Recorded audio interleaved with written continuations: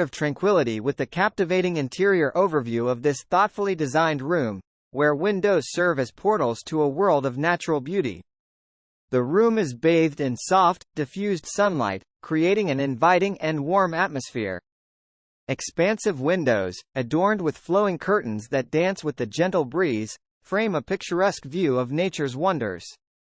Lush greenery and vibrant blooms outside provide a living canvas that changes with the seasons, making every glance out the window a moment of serenity. The windows are strategically positioned to allow the maximum infusion of natural light, creating a seamless connection between the indoors and the outdoors. The room is adorned with light, neutral colors that reflect and amplify the sunlight, giving the space an airy and open feel. Comfortable seating by the windows invites you to unwind and bask in the glow of the sun.